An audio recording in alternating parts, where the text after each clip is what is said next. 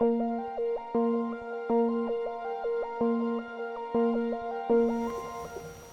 my name is Janice Tarleton, and I'm one of the spiritual directors here.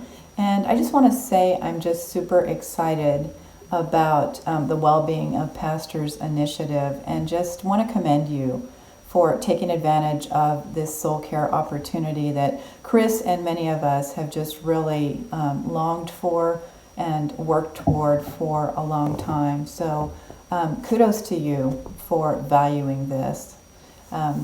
Just a little bit about me. My husband and I grew up in church. We were good Baptist kids, and have been following Christ, all of our lives. We started dating in high school, and both felt called to full-time Christian service, ministry, whatever that meant.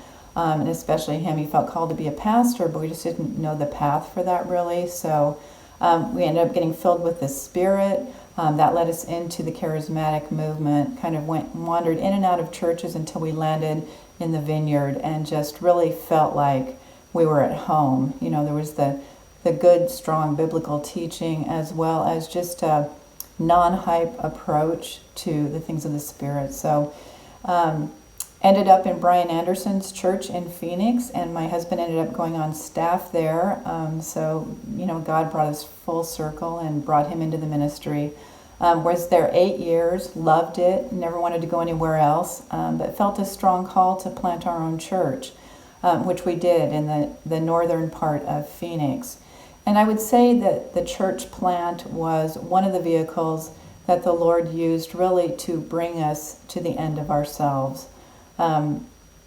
It was hard, our expectations weren't met in it, and so we ended up at a pastor Sabbath retreat in 2010, and just were burned out and disappointed, disillusioned in many ways, and really hurting. But I had been asking before that, Lord, there's just got to be more to this walk with you than I'm experiencing.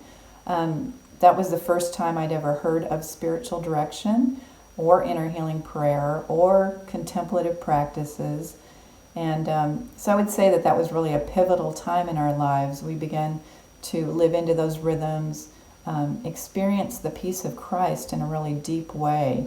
And as we went home, our circumstances hadn't changed, but we began to really pursue God in new ways, and one of those being spiritual direction.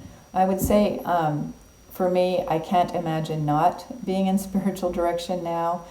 It's like, where else do you go, especially as a pastor or leader, to be heard, to be understood, and to be just in a safe place where you can say whatever you want to say, and have somebody really there for you and no one else.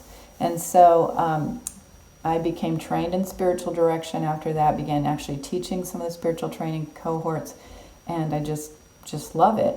I describe spiritual direction in very simple terms, as a companion for your spiritual journey, and really it's all of your journey. It's just not, the spiritual part. But I say it's kind of like going on a road trip together, or a hike together. I'm in the passenger seat, and I have the ability to look around and to notice something that you might be missing. This is about you finding your way, your path, and you're looking for the road signs, but sometimes it just helps to have someone looking with you. Jesus is the spiritual director. I'm not. I just get to be along for the ride, and I absolutely love what I do. Just kind of the end of the story, my husband and I ended up transitioning our church a year and a half ago, and we moved from Arizona to Iowa, and this is what I do full time, and just love it. And I would just really be honored to accompany any of you on your journey as well.